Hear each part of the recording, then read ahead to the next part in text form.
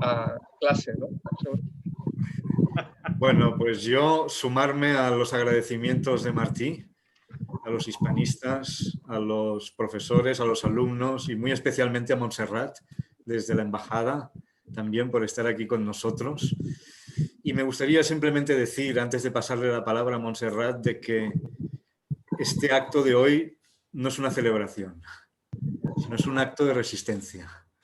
Porque somos muy conscientes desde el Cervantes de las dificultades que estamos pasando, que está pasando la India, que está pasando Delhi, cómo están los hospitales sin camas, sin oxígeno, y cómo hay miles de personas en estos momentos afectadas por esta terrible pandemia, por esta segunda ola que nos está arrasando, ¿no?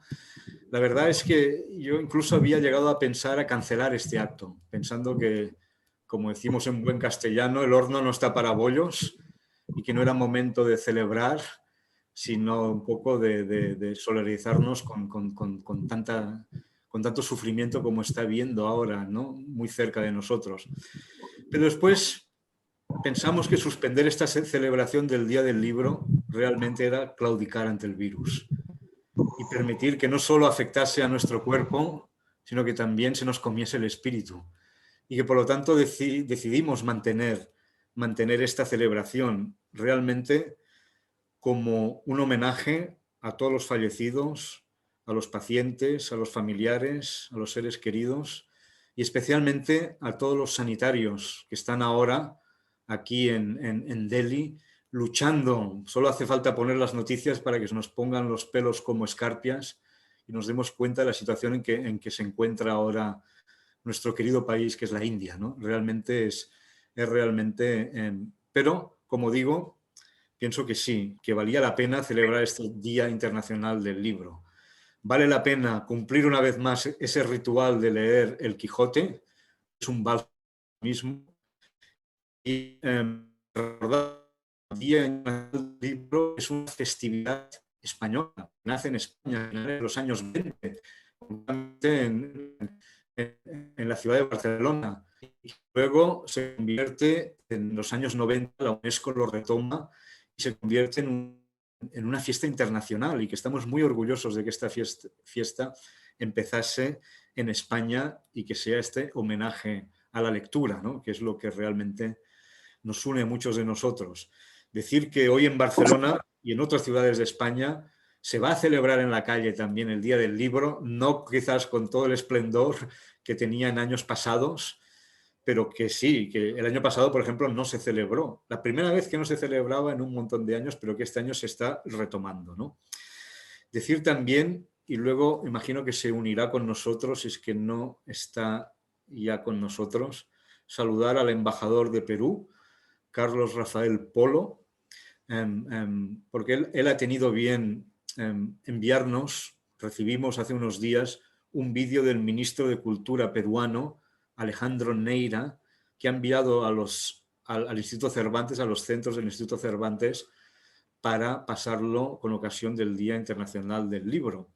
Y finalmente, Martí ha explicado cuál será un poco el programa de hoy, pero simplemente recordar que no solo celebramos el Día Internacional del Libro, celebramos también la lengua española y celebramos también la muerte de Miguel de Cervantes, el aniversario de la muerte de Miguel de Cervantes y de otro gran escritor, que no por casualidad es peruano, que es Inca Garcilaso de la Vega.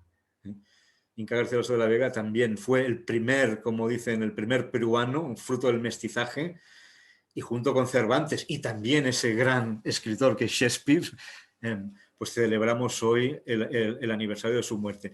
Y nada más, ¿no? Disfrutemos pues de este día, ofrezcámoslo como homenaje a toda la gente que está sufriendo, crucemos los dedos para que no nos pase nada a nosotros tampoco. Y Montserrat, tienes la palabra, muchas gracias por estar aquí. Puedes empezar cuando quieras. Gracias, Óscar. Gracias, Martí, por haber organizado el acto. Gracias a los hispanistas, al embajador de Perú cuando se sube por unirse a esta celebración, entre comillas, en unos momentos tan difíciles. Yo también soy partidaria de mantener la normalidad en esta situación tan complicada que vivimos, agarrarnos a lo poco de rutina que podamos mantener para encontrar la ilusión y las cosas positivas que deben mantenerse a pesar de las dificultades. Hoy, efectivamente, 23 de abril, es el Día Internacional del Libro y del Derecho de Autor. Es decir, rendimos homenaje no solamente al libro y a los lectores, sino también a los autores, a los que son responsables de que nazcan historias y de que los personajes cobren vida. Yo recuerdo siempre este día como un día en el que todos en España estamos expectantes por la entrega del Premio Cervantes en el Paraninfo de la Universidad de Alcalá de Henares.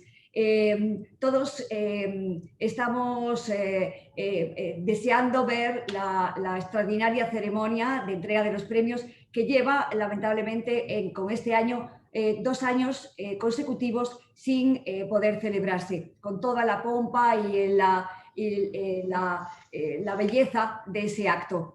Tanto Joan Margarit como Francisco Brines, los dos últimos premiados, galardonados, no han podido recoger sus premios en este maravilloso Paraninfo de la Universidad de Alcalá de Henares. Pero efectivamente esta pandemia universal que ha azotado de forma especialmente crítica estas últimas semanas a la India, que ha llevado a que los colegios, las universidades estén cerradas, a que todos nosotros estemos obligados a estar recluidos en casa. Debemos de ver la pequeña parte positiva que puede tener todo esto y utilizarlo para promover la lectura, para disfrutar de leer, de viajar a mundos imaginarios a través de la lectura. Entonces, efectivamente me sumo al homenaje a las personas que lo están pasando muy mal en esta situación, a todos los que están contribuyendo a hacer más suave esta situación crítica que todos vivimos. Mucho ánimo, yo lo vivo también de una manera más sensible a todos los niños también que están en casa cuando tienen que estar disfrutando al aire libre, tomando el sol y haciendo deporte. Y bueno, pues aprovechemos este momento para leer, para fomentar la lectura y disfrutemos de la lectura en este día especial y a partir de ahora. Gracias.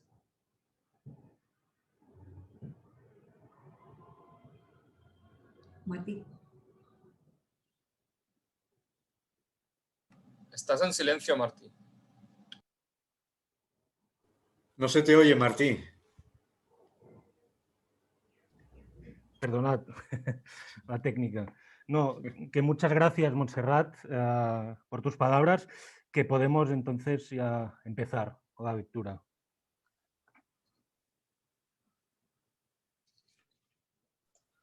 Capítulo 3.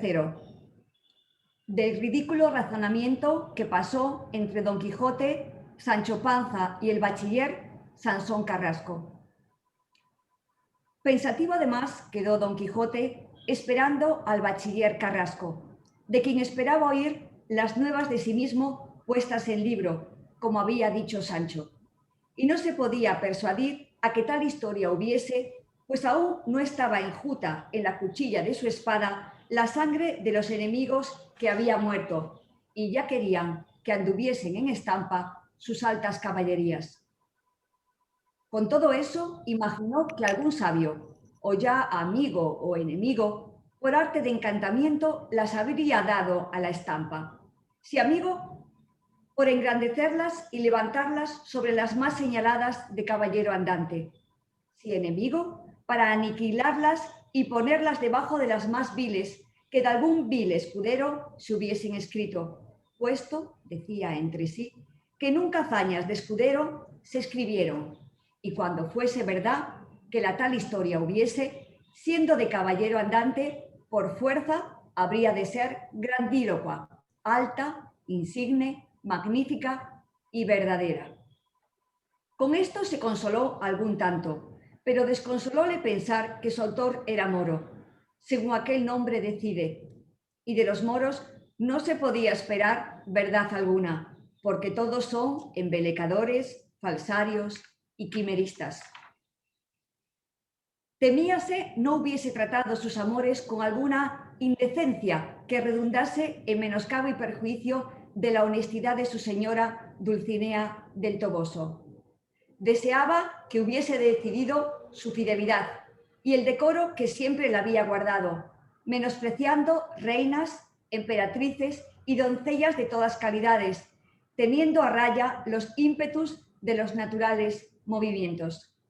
Y así, envuelto y revuelto en estas y otras muchas imaginaciones, la hallaron Sancho y Carrasco, a quien Don Quijote recibió con mucha cortesía.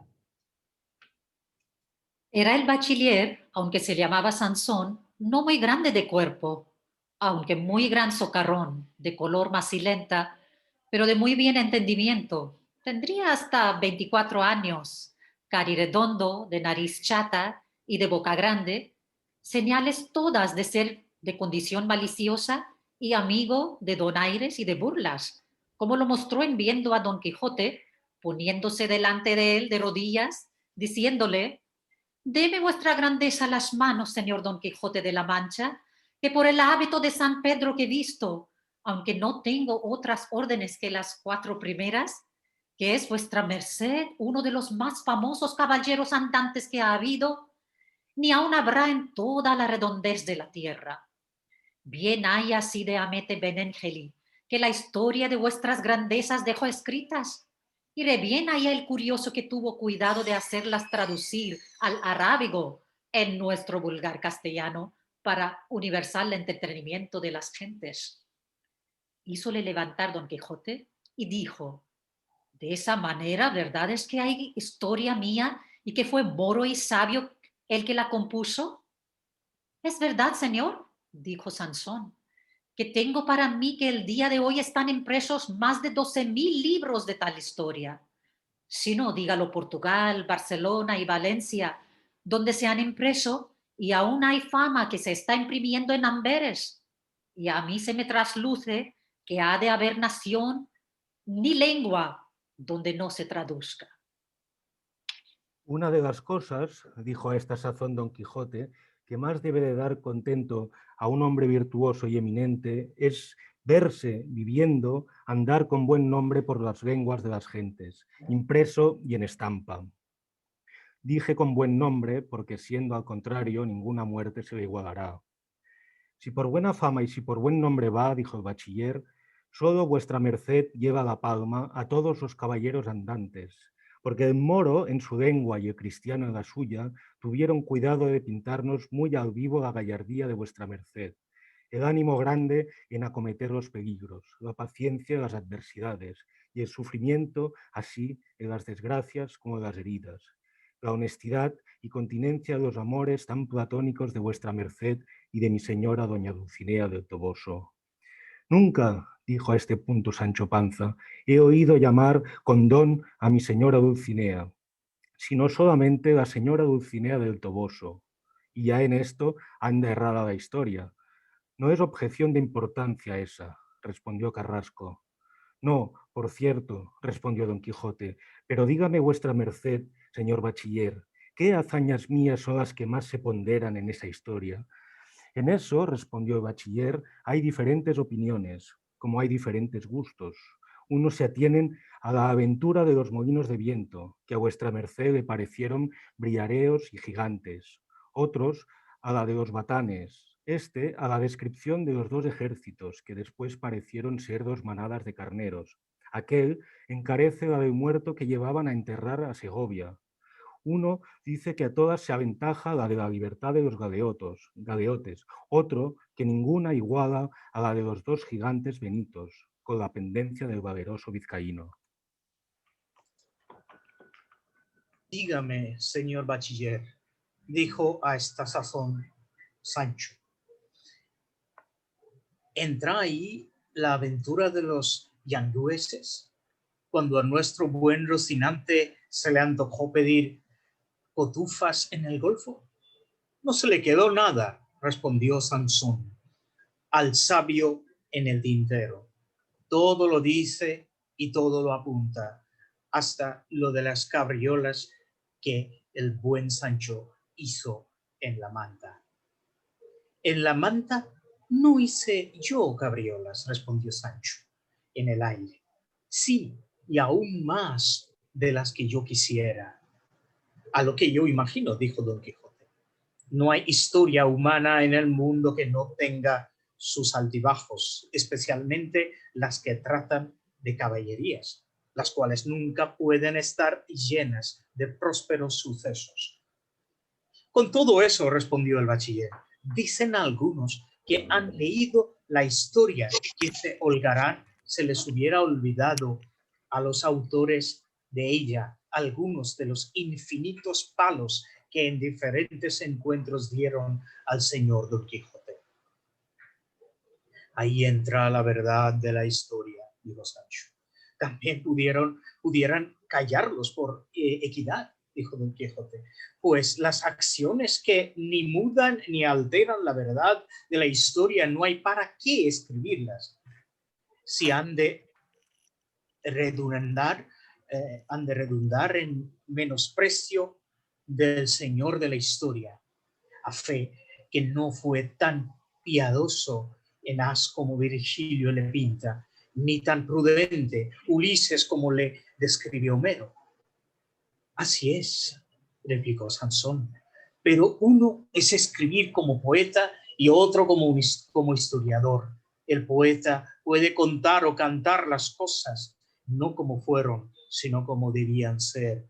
Y el historiador las ha de escribir, no como debían ser, sino como fueron, sin añadir ni quitar a la verdad cosa alguna. Pues si es que se anda a decir verdades este señor Moro, dijo Sancho, a buen seguro que entre los palos de mi señor se hallen los míos, porque nunca a su merced le tomaron la medida de las espaldas, que no me las tomasen a mí de todo el cuerpo. Pero no hay de qué maravillarme, pues, como dice el mismo señor mío, del dolor de la cabeza han de participar los miembros. Socarrón sois, Sancho, respondió Don Quijote, a fe que no os falta memoria cuando vos queréis tenerla. Cuando yo quisiese olvidarme de los garrotazos que me han dado, dijo Sancho, no lo consentirán los cardenales, que aún están frescos en las costillas. Callad, Sancho, dijo Don Quijote, y no interrumpáis al señor bachiller, a quien suplico pase adelante en decirme lo que se dice de mí en la referida historia. Y de mí, dijo Sancho, que también dicen que soy uno de los principales personajes de ella. Personajes, que no personajes, Sancho amigo, dijo Sansón.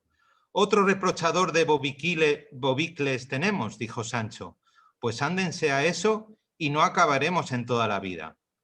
Mala me la dé Dios, Sancho, respondió el bachiller. Si no sois vos la segunda persona de la historia, y que hay tal que precia más oíros a vos que al más pintado de toda ella, puesto que también hay quien diga que anduvistes demasiadamente de crédulo en creer que podía ser verdad el gobierno de aquella ínsula ofrecida por el señor Don Quijote, que está presente. Aún hay sol en las bardas, dijo Don Quijote, y mientras más fuere entrando en edad Sancho, con la experiencia que dan los años, estará más idóneo y más hábil para ser gobernador que no está ahora. Por Dios, señor, dijo Sancho, la isla que yo no gobernase con los años que tengo, no la gobernaré con los años de Matusalén. El daño está en que la dicha ínsula se entretiene, no sé dónde, y no en faltarme a mí el caletre para gobernarla. Encomendadlo a Dios, Sancho, dijo Don Quijote, que todo se hará bien, y quizá mejor de lo que vos pensáis, que no se mueve la hoja sin la voluntad de Dios. Así es verdad, dijo Sansón, que si Dios quiere, no le faltarán a Sancho 1000 islas que gobernar, cuanto más una.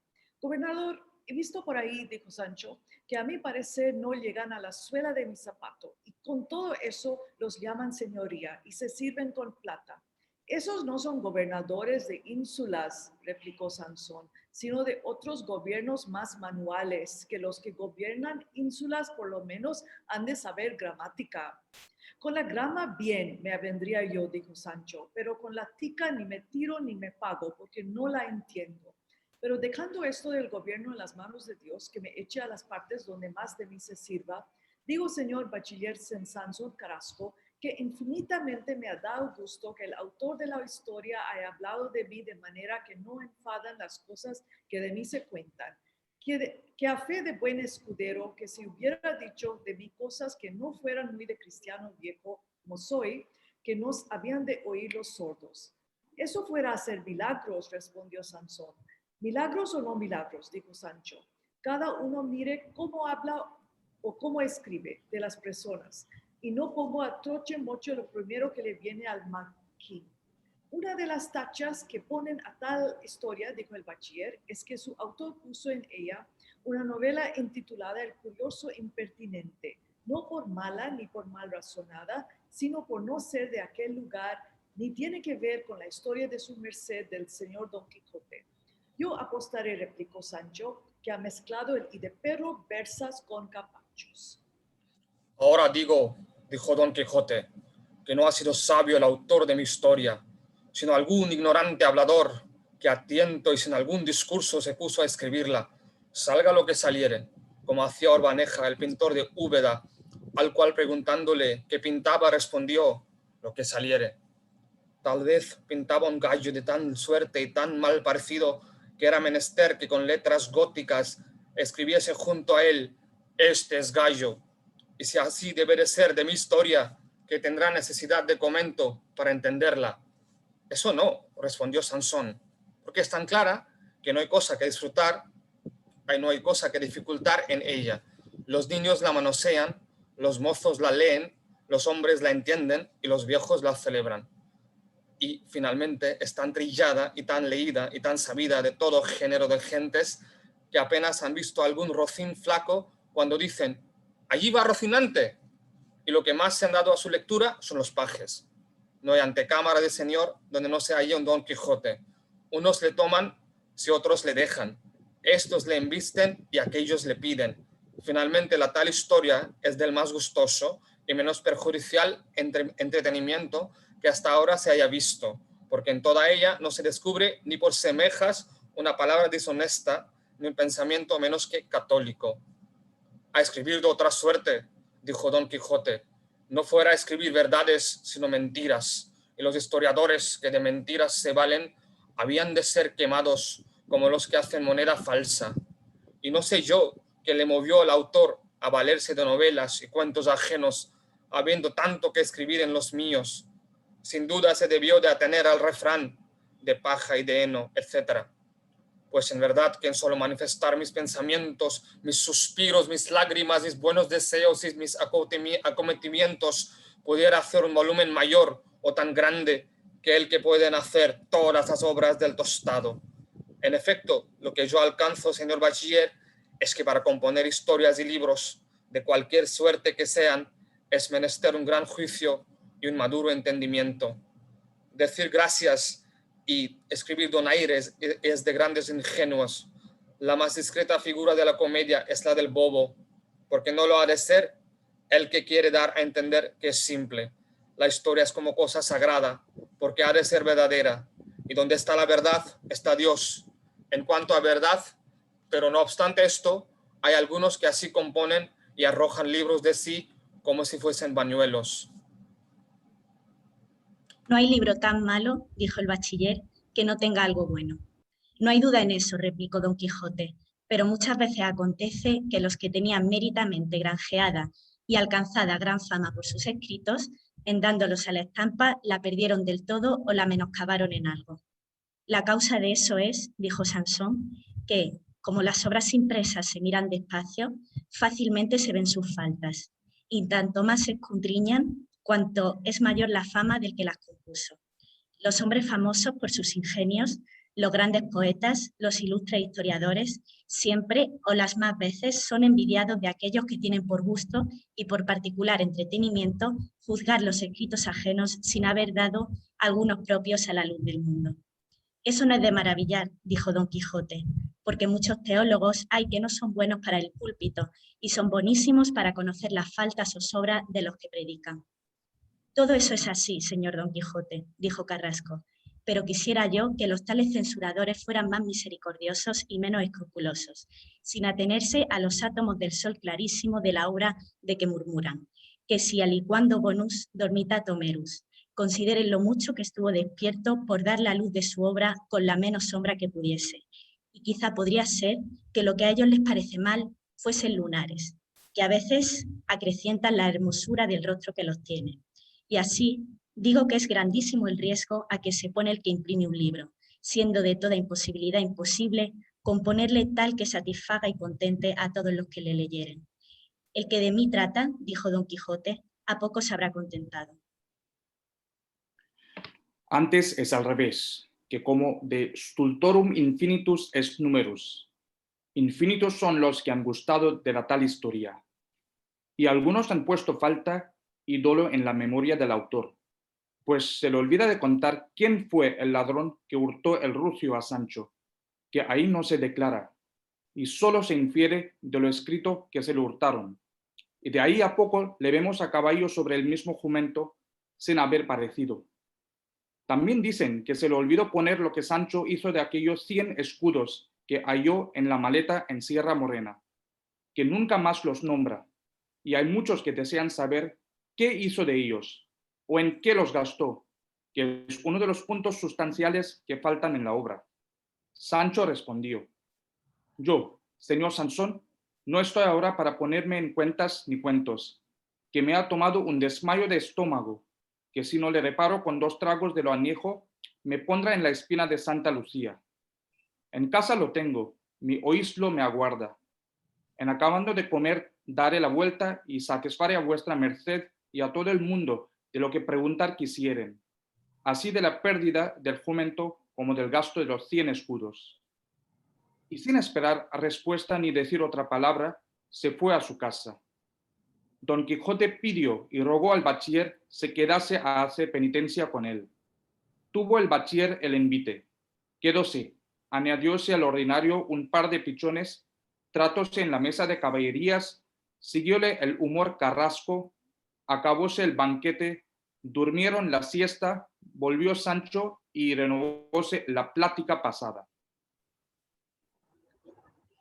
Capítulo 4, donde Sancho Panza satisface al bachiller Sansón, carrasco de sus dudas y preguntas, con otros sucesos dignos de saberse y de contarse. Volvió Sancho a casa de Don Quijote y volviendo al pasado razonamiento dijo: a lo que el señor Sansón dijo que se deseaba saber quién o cómo o cuándo se me hurtó el jumento. Respondiendo dijo que la noche misma que huyendo de la Santa Hermandad nos encontramos en Sierra Morena, después de la aventura sin ventura de los galeotes y de la del difunto que llevaban a Segovia. Mi señor y yo nos metimos entre una espesura, a donde mi señor arrimado a su lanza, y yo sobre mi rucio, molidos y cansados de las pasadas refresquías, nos pusimos a dormir como si fuera sobre 4 colchones de pluma.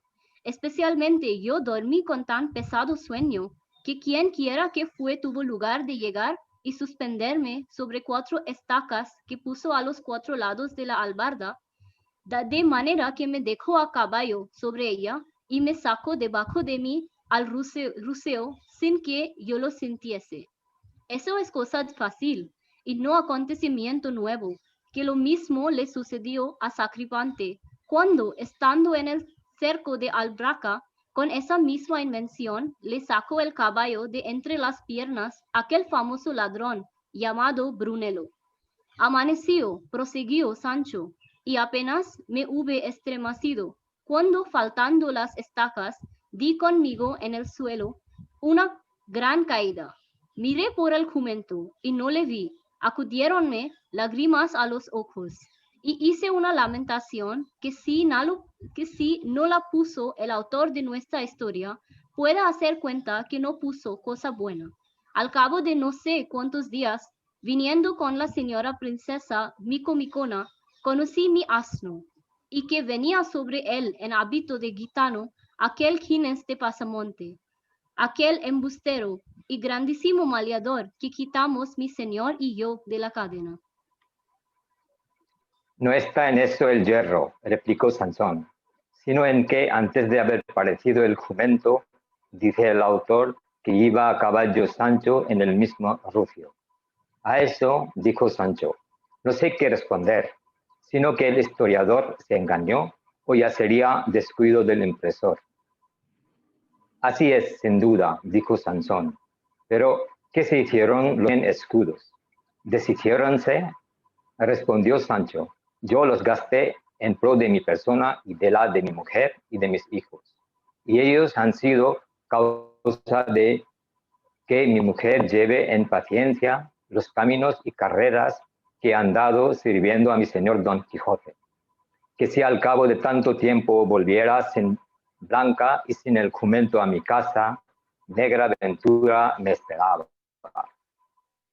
Si hay más que saber de mí, aquí estoy, que responderé al mismo rey en persona, y nadie tiene para qué meterse en si truje o no truje, si gaste o no gaste, que si los palos que me dieron en estos viajes se hubieran de pagar al dinero, aunque no se tasaran sino a 4 maravedis cada uno. En otros 100 escudos no había para pagarme la mitad. Y cada uno meta la mano en su pecho y no se ponga a juzgar lo blanco por negro y lo negro por blanco, que cada uno es como Dios le hizo, y aún peor muchas veces. Yo tendré cuidado, dijo Carrasco, de acusar al autor de la historia, que si otra vez la imprimiere, no se le olvide esto que el buen Sancho ha dicho, que será realizarla un buen coto más de lo que ella se está. ¿Hay otra cosa que enmendar en esa leyenda, señor bachiller?, preguntó Don Quijote. Sí, debe de haber, respondió él, pero ninguna debe de ser de la importancia de las ya referidas.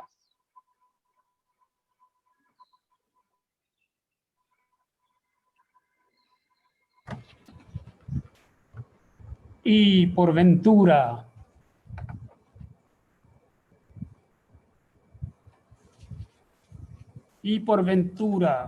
dijo Don Quijote, ¿promete el autor la segunda parte? Sí, promete, respondió Sansón, pero dice que no ha hallado ni sabe quién la tiene. Y así estamos en duda si saldría o no. Y así por esto, como porque algunos dicen, nunca segundas partes fueron buenas. Y otros, de las cosas de Don Quijote, bastan las escritas. Se duda que no ha de haber segunda parte, aunque algunos que son más joviales que saturninos dicen, vengan más quijotadas, en vista Don Quijote y hable Sancho Panza, y sea lo que sea lo que fuere, que con eso nos contentamos. ¿Y a qué se atiene el autor? ¿A qué? Respondió Sansón. En hallando que haya la historia que él va buscando con extraordinarias diligencias, la dará luego a la estampa, llevando más del interés que de darla. Se la sigue que de otra alabanza alguna. A lo que dijo Sancho, al dinero y al interés mira el autor. Maravilla será que acierte, porque no hará sino arbar como sastre en vísperas de Pascuas. Y las obras que se hacen apriesa nunca se acaban con la perfección que requieren. Atienda ese señor Moro, o lo que es, a mirar lo que hace, que yo y mi señor le daremos tanto ripio en la mano en materia de aventuras y de sucesos diferentes. que pueda componer no solo segunda parte, sino 100.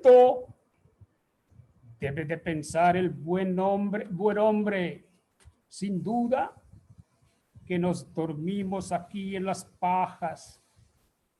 Pues ténganos el pie al errar y verá del que cosqueamos. Lo que yo sé decir es que si mi señor tomase mi consejo, yo ya habíamos de estar en esas campañas deshaciendo agravios y enderezando tuertos, como es uso y costumbre de los buenos andantes caballeros.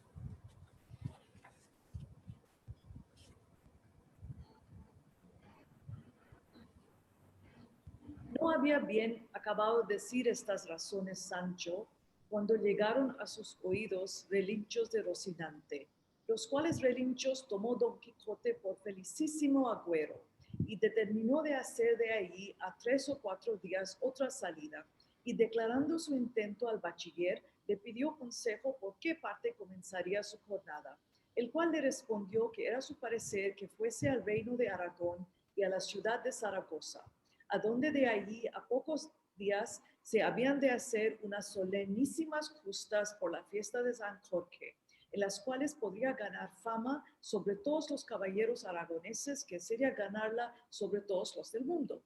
Le alabó ser honradísima y valentísima su determinación y le advirtió que anduviese más atentado en acometer los peligros, a causa que su vida no era suya, sino de todos aquellos que le habían de menester, para que los amparase y socorriese en sus desventuras. De eso es lo que yo reniego, señor Sansón, dijo a este punto Sancho, que así acomete mi señor a 100 hombres armados como un muchacho goloso a media docena de bateas. Cuerpo del mundo, señor bachiller. Sí, ¿qué tiempos hay de acometer y tiempos de retirar? Si no ha de ser todo, Santiago y Sierra España. Y más que yo he oído decir, y creo que a mi señor mismo, si mal no me acuerdo, que entre los extremos de cobarde y de temerario está el medio de la valentía. Y si esto es así, no quiero que huya sin tener para qué, ni que acometa cuando la demasía pide otra cosa. Pero sobre todo aviso a mi señor que se me ha de llevar consigo, ha de ser con condición que él se lo ha de batallar todo y que yo no he de estar obligado a otra cosa que a mirar por su persona en lo que tocare a su limpieza y a su regalo, que en esto yo le bailaré el agua delante. Pero pensar que tengo de poner mano a la espada, aunque sea contra villanos malandrines de hacha y capellina, es pensar en lo excusado. Yo, señor Sansón, no pienso granjear fama de valiente, sino del mejor y más leal escudero que jamás sirvió a caballero andante. Y si mi señor Don Quijote, obligado de mis muchos y buenos servicios, quisiere darme alguna ínsula de las muchas que su merced dice que se ha de topar por ahí, recibiré mucha merced en ello, y cuando no me la diere, nacido soy, y no ha de vivir el hombre en otro del otro, sino de Dios. Y más, que también, y aun quizá mejor, me sabrá el pan desgobernado que siendo gobernador. Y sé yo por ventura, si en esos gobiernos me tiene aparejada el diablo alguna zancadilla donde tropiece y caiga y me haga las muelas. Sancho nací y Sancho pienso morir. Pero si con todo esto, de buenas a buenas, sin mucha solicitud y sin mucho riesgo, me deparase el cielo alguna ínsula o otra cosa semejante, no soy tan necio que la desechase. Que también se dice, cuando te dieren la vaquilla, corre con la soguilla, y cuando viene el bien, mételo en tu casa. Vos, hermano Sancho, dijo Carrasco, habéis hablado como un catedrático, pero con todo eso, confiad en Dios y en el señor Don Quijote, que os ha de dar un reino, no que una ínsula. Tanto es lo de más como lo de menos, respondió Sancho, aunque sé decir al señor Carrasco que no echara a mi señor el reino que me diera en saco roto, que yo he tomado el pulso a mí mismo y me hallo con salud para regir reinos y gobernar ínsulas, y esto ya otras veces lo he dicho a mi señor. Mirad, Sancho, dijo Sansón, que los oficios mudan las costumbres, y podría ser que, viéndoos gobernador, no conociésedes a la madre que os parió. Eso allá se ha de entender, respondió Sancho, con los que nacieron en las malvas, y no con los que tienen sobre el alma 4 dedos de enjundia de cristianos viejos, como yo los tengo. No, si no llegaos a mi condición, ¿qué sabrá usar de desagradecimiento con alguno? Dios lo haga, dijo Don Quijote, y ello dirá cuando el gobierno venga, ya que me parece que le traigo entre los ojos. Dicho esto, rogó el bachiller que, si era poeta, le hiciese merced de componerle unos versos que tratasen de la despedida que pensaba hacer de su señora, Dulcinea de Toboso, y que advirtiese que en el principio de cada verso había de poner una letra de su nombre, de manera que al fin de los versos, juntando las primeras letras, se leyese Dulcinea del Toboso. El bachiller respondió que, puesto que él no era de los famosos poetas que había en España, que decían que no eran sino 3 y medio, que no dejaría de componer los tales metros, aunque hallaba una dificultad grande de su composición. A causa de las letras que contenían el nombre eran 17, y que si hacía 4 castellanas y de a 4 versos sobrara una letra, y si de a 5 y si de 5 a quien llaman décimas o redondillas faltaban 3 letras. Pero con todo esto procuraría embeber una letra lo mejor que pudiese, de manera que en las 4 castellanas se incluyese el nombre de Dulcinea del Toboso. Ha de ser así en todo caso, dijo Don Quijote, que si ahí no va el nombre patente y de manifiesto, no hay mujer que crea que para ella se hicieron los metros. Quedaron en esto, y que la partida sería de ahí a 8 días. Encargó Don Quijote al bachiller la tuviese secreta, especialmente al cura y a maese Nicolás y a su sobrina y al ama, porque no entrabasen su honrada y valerosa determinación. Todo lo prometió Carrasco. Con esto se despidió, encargando a Don Quijote que de todos buenos o malos sucesos le avisase habiendo comodidad, y así se despidieron, y Sancho fue a poner en orden lo necesario para su jornada. Capítulo 5. De la discreta y graciosa plática que pasó entre Sancho Panza y su mujer Teresa Panza, y otros sucesos dignos de feliz recordación.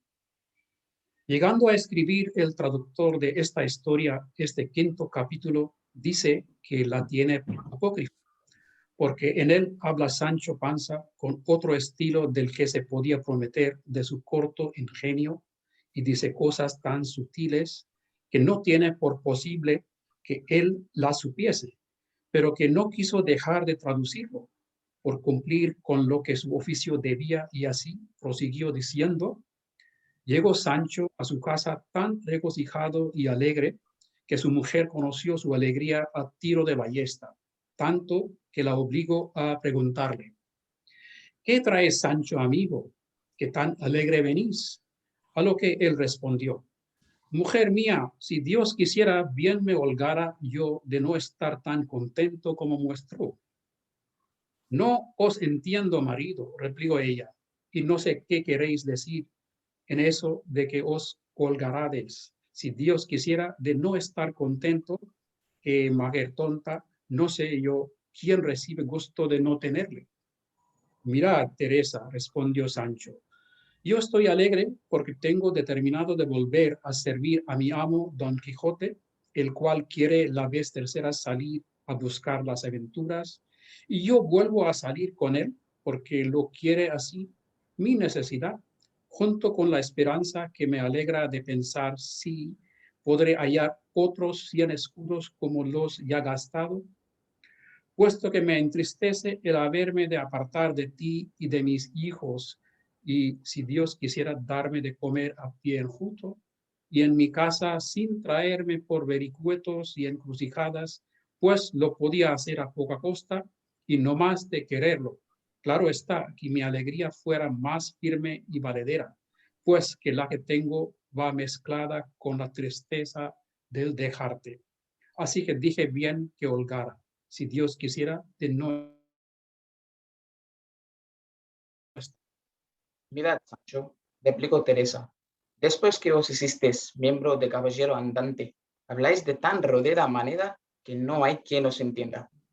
Basta que me entienda Dios, mujer, respondió Sancho, que Él es el entendedor de todas las cosas. Y quedes esto aquí. Y advertid, hermana, que os conviene tener cuenta estos 3 días con el rucio, de manera que esté para armas tomar.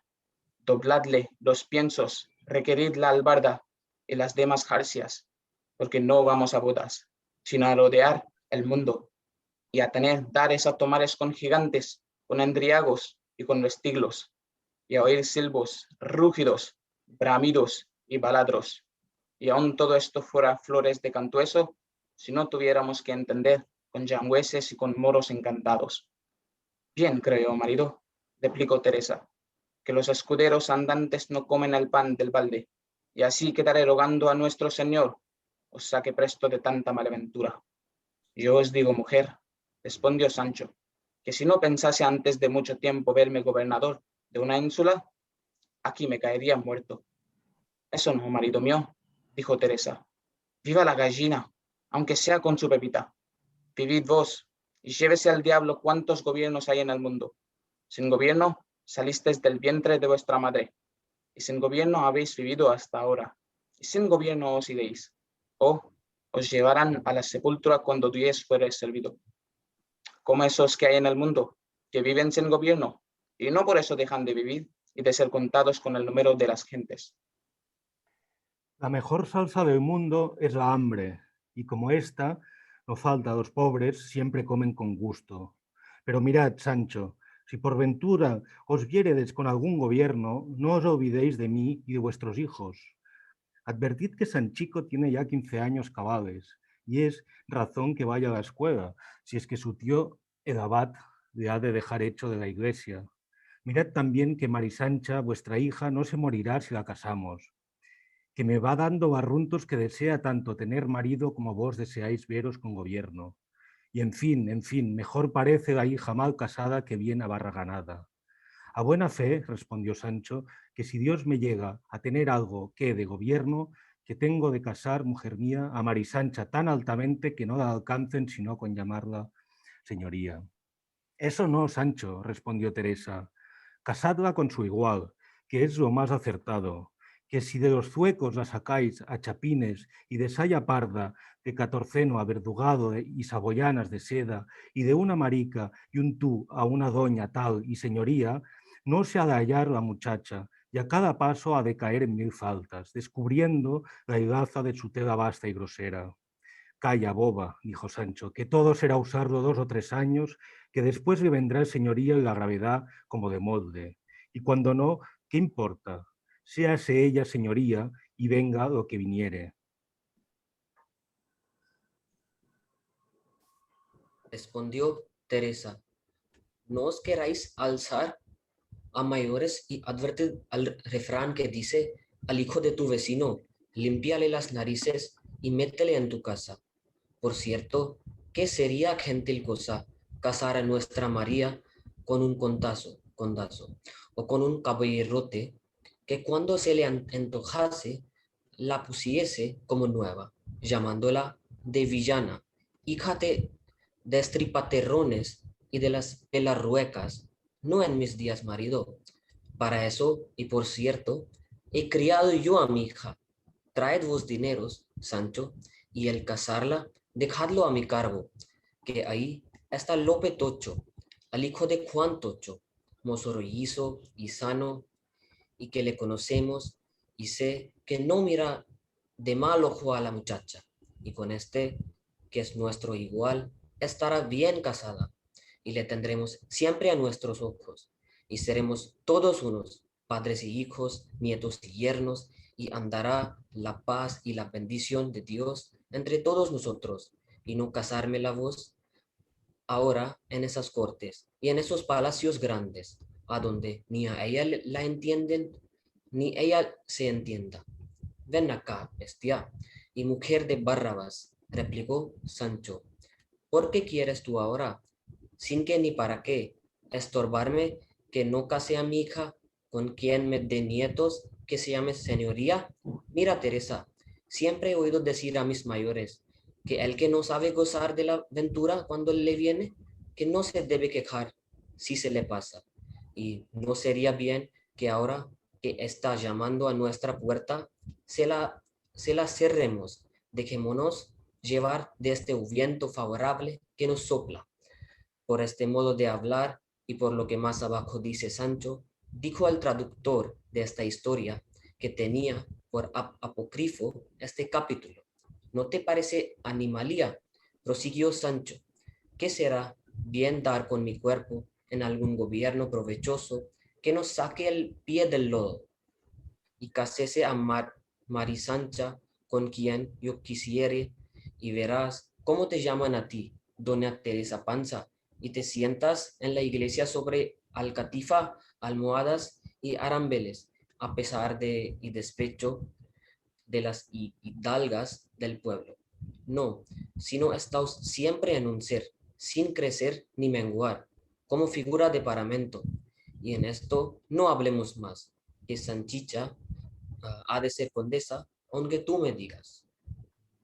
¿Veis cuánto decís, marido? Respondió Teresa. Pues con todo eso, temo que este condado de mi hija ha de ser su perdición. Vos haced lo que quisiéredes. Ora la hagáis duquesa o princesa, pero séos decir que no será ello con voluntad ni consentimiento mío. Siempre, hermano, fui amiga de la igualdad y no puedo ver entonos sin fundamentos. Teresa me pusieron el bautismo, nombre mondo y escueto, sin añadiduras, ni cortapisas, ni arrebiques de dones y donas. Cascajo se llamó mi padre, y a mí, por ser vuestra mujer, me llaman Teresa Panza, que a buena razón me habían de llamar Teresa Cascajo, pero allá van reyes, no quieren leyes. Y con este nombre me contento, sin que me le pongan un don encima que pese tanto, que no le pueda llevar, y no quiero dar que decir a los que me vieren andar vestida a lo condesil o a la gobernadora, que luego dirán, mirad qué entonada va la Pazpuerca. Ayer no se hartaba de estirar de un copo de estopa y iba a misa cubierta la cabeza con la falda de la saya, en lugar de manto. Y ya hoy va con verdugado, con broches y con entono, como si no la conociésemos. Si Dios me guarda mis 7 o mis 5 sentidos, o los que tengo, no pienso dar ocasión de verme en tal aprieto.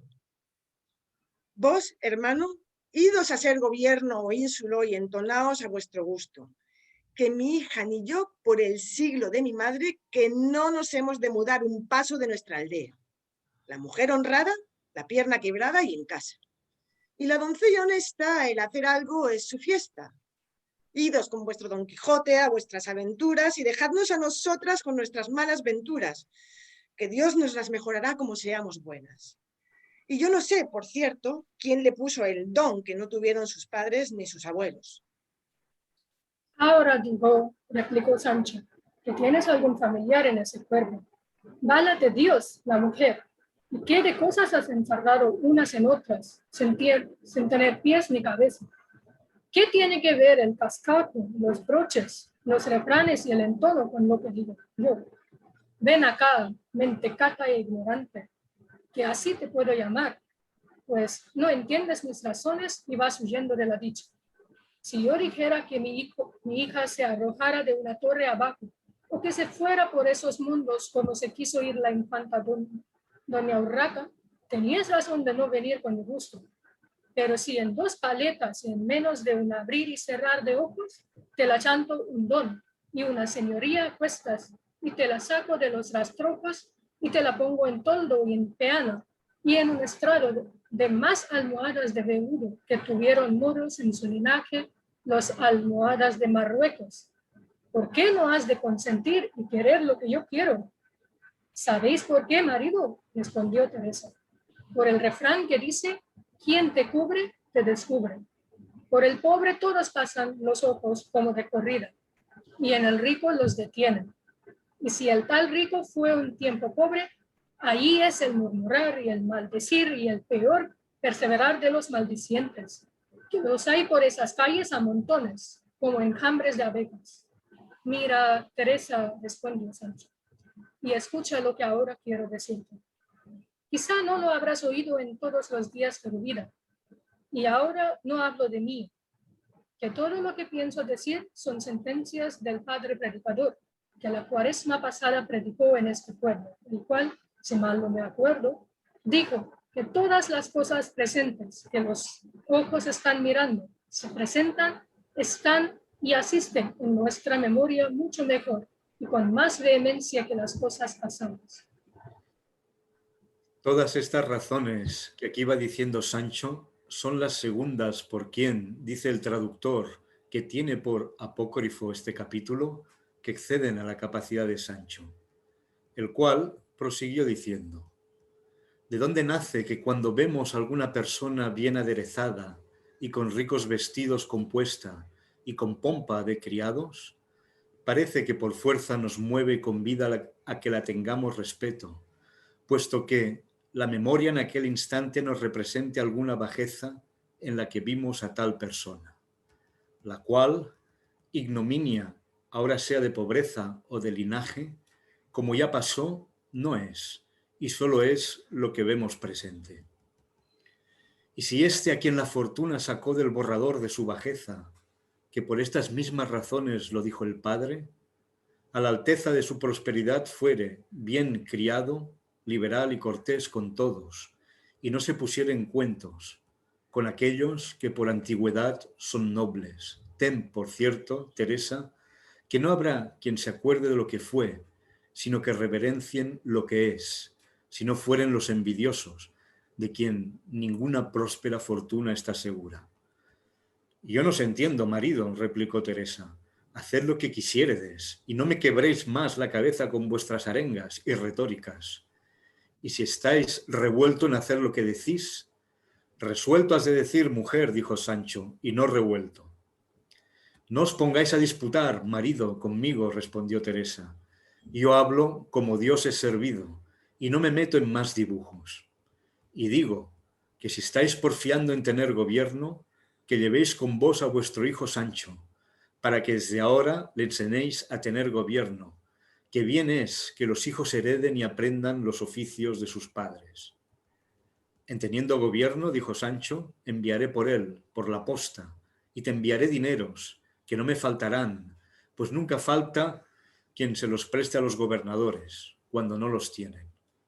Y vístele de modo que disimule y parezca lo que ha de ser. Enviad vos dinero, dijo Teresa, que yo os lo vestiré como un palmito. En efecto, quedamos de acuerdo, dijo Sancho, de que ha de ser condesa nuestra hija. El día que yo la viere condesa, respondió Teresa, ese haré cuenta que la entierro. Pero otra vez os digo que hagáis lo que os diere gusto, que con esta carga nacemos las mujeres, aunque sean unos porros. Y en esto llorar tan de veras, como si viera muerta y enterrada Sanchica. Sancho la consoló, diciendo, ya que la hubiese de hacer condesa, la haría todo lo más tarde que ser pudiese. Con esto se acabó su plática, y Sancho volvió a ver a Don Quijote para dar orden en su partida. Y aquí acabamos. Muchas gracias a todos, realmente. Gracias. Aquí se acaba nuestra lectura ininterrumpida. La verdad, un gran placer. Ahora vamos a dar paso al vídeo del ministro de Cultura de Perú, que ha enviado. No veo al embajador en la lista de... No sé. Aquí me acaba de enviar un correo, viendo si tiene tiempo. No sé si está ahí. Aló, Oscar. Hola, estás aquí en directo con toda la gente. No sé si tienes tiempo de entrar. Si quieres saludar a través del móvil, tenemos aquí a todos nuestros lectores y vamos a dar el visionado del vídeo. Pero si quieres hablar... Bueno, ¿ya pasaron el vídeo o todavía? Estábamos justo a punto de pasarlo. Carlos. Bueno. sería un momento, pues, Sí. propicio, sí, o en este momento, para dar un saludo así breve. Saludo, te están oyendo todo el mundo. Si quieres saludarlos brevemente y damos paso al vídeo, puedes entrar mientras el vídeo se está reproduciendo, pero aprovecha para saludar ahora. De acuerdo, querido Oscar. Bueno, primero mis atentos saludos, muy afectuosos a toda tu audiencia que se ha unido este día para conmemorar nuestra rica y linda lengua española, haciendo un homenaje pues al maestro de la literatura española como es don Miguel de Cervantes, ¿no? En ese sentido queríamos unirnos como siempre a través del Instituto Cervantes, que es un aliado cultural de todas nuestras tareas y actividades de difusión cultural sobre todo, aliarnos para en este día conmemorar en medio de esta pandemia que nos tiene a todos recluidos y preocupados, otras familias con mayores tragedias, pero con el ánimo de que pronto saldremos adelante y seguimos trabajando y mientras tanto enriqueciéndonos culturalmente, que es lo que nos alimenta el alma. No quiero quitarles más tiempo, solo dejarles un enorme saludo a todos, felicitarlos por las actividades que realizan y transmitirles, adelantarles que el ministro de Cultura nuestro ha tenido la gentileza de grabar un video con este día que espero sea del agrado de todos y pueda enriquecer un poco más sobre lo que es nuestra lengua y lo que el Perú hace al respecto. Así que un fuerte abrazo para todos, al director, don Oscar Puyol, del Instituto Cervantes en Rabat, los mejores deseos, y a toda su planta orgánica, y a todos sus alumnos, y a todos los que nos siguen. Un fuerte abrazo y que estén muy bien. Gracias. Muchas gracias, embajador. Vamos pues ahora a dar visionado al vídeo. Si quieren conectarse, veo que la Embajada de Perú está ahí y será un placer pues tenerlos con nosotros. Muchas gracias.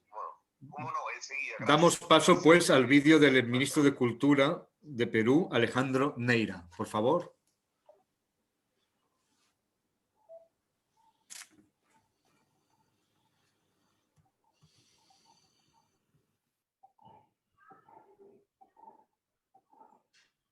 ¿Qué tal? Muy buen día.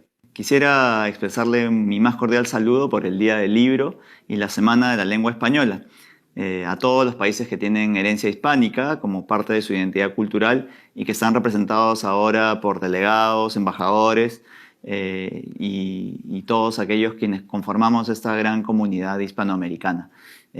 Saludo y agradezco especialmente al Instituto Cervantes que nos da la posibilidad ahora de expresar este saludo. Y que es una entidad sumamente importante de la diplomacia pública española que permite poner al español en el centro de nuestra preocupación e interés como países hispanohablantes. Así que creo que esto nos ayuda también a reforzar nuestros esfuerzos y metas comunes y conjuntas que tenemos para desarrollar distintos planes que tenemos y que permiten nuevamente, como decía, poner al español, la enseñanza y la preservación de nuestra identidad a través de esta lengua que tanto queremos y apreciamos. En este Día del Libro tenemos que, por supuesto, poner de relieve el legado de Miguel de Cervantes como un referente para toda la América, pero todos aquellos quienes lo hemos leído y continuamos leyéndolo, apreciamos el gran aporte que significa la obra de alguien como él y de muchísimos otros que creo que vale la pena recordar en estos días. Luego haré una pequeña mención a alguien que, como él, también falleció un 23 de abril de 1616, que es el Inca Garcilaso de la Vega. Entonces quisiera que se entienda sobre todo que esta es una fortaleza para los países que, como el Perú, también tienen el español como una de las lenguas oficiales. En nuestro país, además, creo que entendemos perfectamente, justo porque tenemos una gran cantidad de lenguas originarias o indígenas, que la identidad se basa en la lengua que nosotros hablamos. Así como el español en estos momentos, en un país como el nuestro con 48 lenguas indígenas, creo que queda claro que las culturas responden también y se configuran en el espacio y en el territorio en sus propias lenguas, en las diferencias idiomáticas, en los giros que existen, en las distintas formas de llamar algunas cosas en particular, algunos seres vivos, algunos objetos. Creo que esa forma en que se va creando el lenguaje y que puede probablemente apreciarse de manera más prístina en las lenguas originarias, se ve con el correr de los años en lenguas que se han enriquecido con, además, muchas palabras que vienen de nuestras lenguas originarias, como ha sido el español, y en particular a través de giros que vienen sobre todo del idioma quechua, por ejemplo, que usamos en el Perú, pero que usamos creo que en toda Sudamérica y en toda América Latina en general. Creo que tenemos el orgullo en el Perú y la esperanza de que nuestras lenguas, todas ellas, incluyendo por supuesto el español, pero también el lenguaje de señas, puedan continuar desarrollándose y enriqueciendo estas formas de expresión que incluso, además en un año como este que estamos viviendo de pandemia, también ha tenido que asumir algunos nuevos retos y desafíos para incorporar nuevos vocablos, para tratar de, a través del lenguaje, comprender esto que estamos viviendo en todo el mundo. Creo que ese es uno de los aportes fundamentales de la lengua también, ir desarrollándose con el tiempo y sobre todo ir dando a entender la nueva configuración que existe en el mundo y ahora en un mundo en el cual creo que todos los países no estamos exentos de sufrir la pandemia de la COVID-19. Tenemos en el Perú, además, la suerte de haber aprobado el año pasado la Política Nacional de Cultura del 2030, con los objetivos de fortalecer nuestra identidad cultural, marcada, por supuesto, por nuestras lenguas, y también porque estamos trabajando en una nueva política nacional para la transversalización de las lenguas indígenas o originarias, que es fundamental para que en el Perú podamos enriquecer estas formas de expresiones que tenemos con el español, pero también con nuestras propias lenguas indígenas. Como dije, quisiera mencionar o referirme brevemente a dos personalidades que lo que hacen es justamente ver la importancia que ha tenido la lengua y el mestizaje al llegar al Perú y a territorios como los nuestros. Uno, por supuesto, es una figura emblemática y fundamental para entender nuestra historia, que es el Inca Garcilaso de la Vega. Él falleció, como dije, el mismo día que Miguel de Cervantes, y su aporte es de alguna forma el mayor aporte probablemente que se hizo en la época más temprana de este encuentro de civilizaciones que se dio en el territorio. Creo que el Inca Garcilaso trató de plasmar, como hicieron también algunos cronistas venidos de España u otros nacidos en estas tierras como el Guamán Poma de Ayala, por ejemplo, tratar de poner en el lenguaje, en la lengua castellana, todo este nuevo bagaje y este legado y la memoria que venía de la época de los incas y que en el territorio peruano además no solamente es parte de la herencia que tenemos de los incas, sino en realidad de muchísimas otras civilizaciones que se desarrollaron en nuestro territorio mucho antes, desde hace 5.000 años con Caral, pero que además se desarrollaron también en el norte con los mochica, por ejemplo, que también tuvieron su propia lengua, y así en distintos lugares de nuestro país, no solamente en Cusco, donde se habla el quechua, también en el sur donde se habla el aymara, también en Ayacucho, donde son los huari, por ejemplo, los chancas que hablaban otra variante de quechua, y así podemos dar muchísimos ejemplos. Todo esto trató de condensarse, si se puede decir así, en una obra que fuera relevante, y eso era lo que quería hacer el Inca Garcilaso en las distintas obras que escribió y que además dan cuenta de esto que mencionaba, de la memoria, del legado, que trata de expresarse en una lengua nueva y que creo que es fundamental, una lengua nueva para el continente, quiero decir.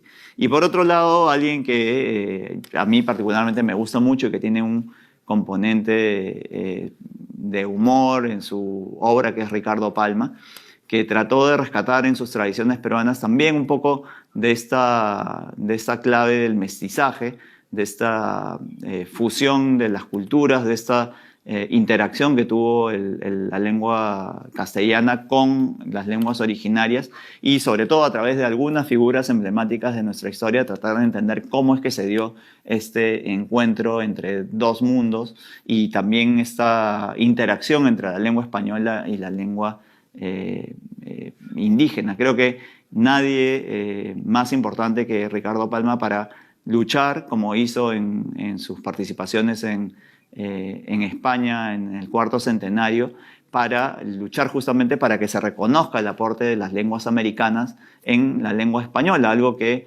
ahora podemos ver en todos lados donde se habla el español y nosotros en particular con palabras que desde la lengua quechua se han visto trasladadas también a la lengua española. Creo que esa es una de las cosas fundamentales que tuvo este encuentro y que han permitido que el lenguaje español se enriqueciera y se siga enriqueciendo día a día. Creo que esto da cuenta, pues además que el lenguaje, el idioma es una forma que no puede separarse de la cultura y como la propia cultura en general se va transformando y enriqueciendo día a día. Creo que esa es la mejor forma de entender cómo la lengua es parte fundamental de una cultura y de una identidad. Y creo que además hay un componente probablemente social también que tiene que ver con la riqueza lingüística que ayuda a entender determinadas variables sociales en la actualidad. En el Perú, por ejemplo, tenemos la obligación desde el Ministerio de Cultura de desarrollar el mapa etnolingüístico, que lo que permite es ver cuáles de las lenguas que se hablan en nuestro país son predominantes en cada una de las regiones. Así como muchos hablamos español, hay regiones donde se habla predominantemente el quechua, por ejemplo, o en las partes de la Amazonía donde se habla el aguajún o el shipibo-conibo. Y tenemos la obligación de saber justamente cuáles son las lenguas predominantes en cada una de las regiones para que finalmente los servicios que brindamos puedan hacerse no solamente con pertinencia cultural, sino también idealmente en las lenguas que se hablan en esos lugares. Para eso además hemos desarrollado una central de interpretación y traducción en lenguas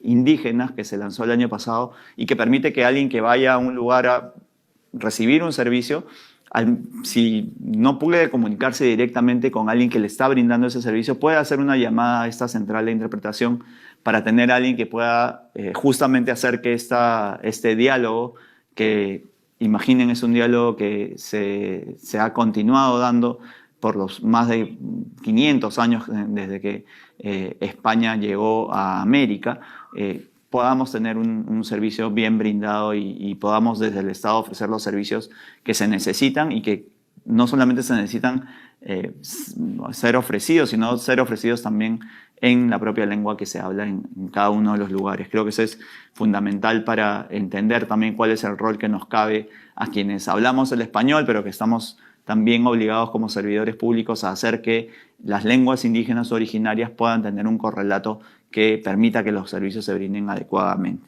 Por último, creo que es importante no perder la vista de que el próximo año vamos a tener aquí el Congreso de la Lengua, ¿no? El Congreso Internacional de la Lengua del 2022. Esto va a estar enmarcado además en el gran abanico de actividades que tenemos planeadas por nuestro bicentenario. Este año, el 2021, es el año central y así se llama el año de nuestro bicentenario de la independencia, 200 años de independencia, pero creo que lo fundamental en este caso es, así como vamos a tener una serie de actividades que vinculen temas que tienen que ver con identidad, vamos a tener la posibilidad de inaugurar aquí también un nuevo Museo Nacional en el cual estén representadas, como mencionaba, todas las culturas de nuestro país. Tengamos también en la mira una actividad que pone también de relieve la importancia que tiene el español, como es el Congreso Internacional de la Lengua en 2022 en Arequipa. Así que creo que es un momento y esta es una oportunidad muy importante y que agradezco mucho de poder dar cuenta de todas esas actividades que hacemos y que justamente la Semana de la Lengua Española y en particular este día central del 23 de abril nos permite recordar, nos permite poner de relieve y nos permite también comunicar para que todos entendamos cuál es la importancia de la lengua, pero sobre todo la importancia que tiene para el desarrollo de un país y de una comunidad. Muchísimas gracias y cuídense mucho. Bicentenario del Perú, 2021. Gobierno del Perú.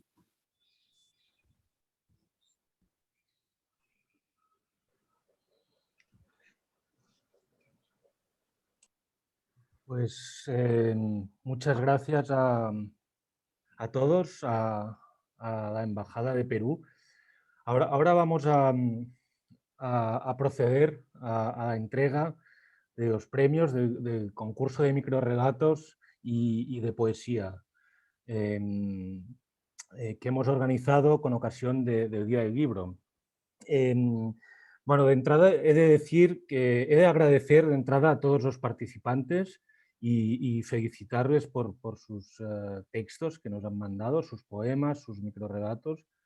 Están todos muy bien y vamos, y os deseo que sigáis escribiendo ficción literaria. Pero hemos tenido que decidirnos por 3 microrelatos y 3 poemas.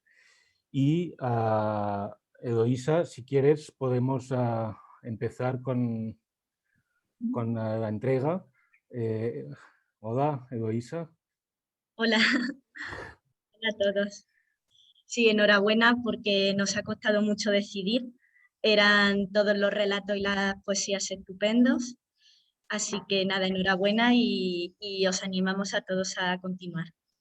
Pues escribiendo. empezamos con los poemas. Vale. Muy bien. Pues hemos decidido darle el tercer premio a un poema que se llama La muerte y es de Das Sanjabal, perdonad mi pronunciación. No sé si estará por aquí conectado o no. No parece. Bueno. Sí, ahora, gracias, muchas gracias por elegirme. Muchas gracias. Muy bien. Muy bien. Pues el segundo premio va para Si las aves migratorias fueran inmigrantes humanos, de Ria Mohan. Muchas gracias a todos. Sí. Muy bien. Y el primer premio es para Autorretrato en la frontera entre la lengua y el olvido, de Tripathi Karthik. Bravo. Está por Hola, aquí. muchísimas gracias. No tengo palabras, de verdad. No había Enhorabuena. nada, porque es la primera vez que he escrito he escrito poesía en cualquier idioma. Así que me alegré mucho, me motiva muchísimo. Muchas gracias por darme esta oportunidad. Muy bien, gracias. Enhorabuena. Gracias a ti. Muchísimas gracias, de verdad. Pues, ¿y los microrelatos? Sí. Los microrelatos, el tercer premio va para Las muñecas, de Elsa Matthews. No sé si estará Bravo. por aquí. Muchas gracias. No puedo apagar mi cámara. Muchas gracias. I did not expect Jenipa. Sorry. Muchas gracias. Muy bien. Vale, muy bien. En segundo lugar, El mercado de los cadáveres, perdóname por la pronunciación, de Basir Samridi. No sé si está El mercado de los cadáveres. ¿No está? Bueno. ¿No está? No. Está, sí. ¿Sí? Pero está, aparece en el Samrit Machist. Bueno. Y en primer lugar, La perfidia, de Aksa Yashri. O Yashri. Estoy aquí. Akshaya Rao. Muy bien. Hola, muchas gracias. Genial. Muy y bien. eso, simplemente recordar que el tercer premio es un lote de libros, el segundo una inscripción en el DELE y el primero pues un curso de español con nosotros. Y que vamos a publicar todos los textos ganadores, ¿no? en las redes sociales. Pues muchas gracias a todos los que habéis participado. tanto en el concurso como en la lectura. O sea, ya lo ha dicho Óscar, Montserrat, lo hemos comentado, que en estos tiempos tan difíciles, pues esto siempre va bien para el ánimo. Óscar, no sé si quieres decir unas últimas palabras. Nada, agradecer en primer lugar a Martí, Eloísa, Vikash, están aquí, todo lo que han trabajado, a todo el equipo del Cervantes en realidad, porque siempre esto es un trabajo en equipo, profesores, a todos los hispanistas que están siempre con nosotros, a Montserrat, que realmente apuesta muy fuerte por el hispanismo y es realmente, como he dicho, una bocanada de aire fresco tenerla aquí. Esperemos que hagamos muchas más cosas. Al embajador de Perú por traernos al ministro y realmente a todos vosotros. Ánimos, venceremos esta pandemia, estoy convencido. Nada más, como dijimos en la exposición que celebramos, ¿no? ¿Qué lección más grande nos da Cervantes en frente a la adversidad? Nadie como él realmente luchó contra la adversidad y salió vencedor. Y bueno, un deleite tener a los estudiantes y tenemos que seguir haciendo más concursos para realmente animar a nuestros estudiantes de español, que muchos de ellos tienen un español increíble, la verdad. Es realmente sorprendente el nivel que alcanzan y en poco tiempo, tanto hablado como escrito. Animemos a tener más premios, sean de traducción, sean de creación, para continuar, ¿no? Con esta tarea de difundir el español en la India. Muchas gracias, pasad un buen día. Celebrad el Día del Libro con una buena lectura, la mejor manera de celebrarlo. Y gracias a todos. Hasta la próxima. Adiós. Hasta la próxima. Gracias.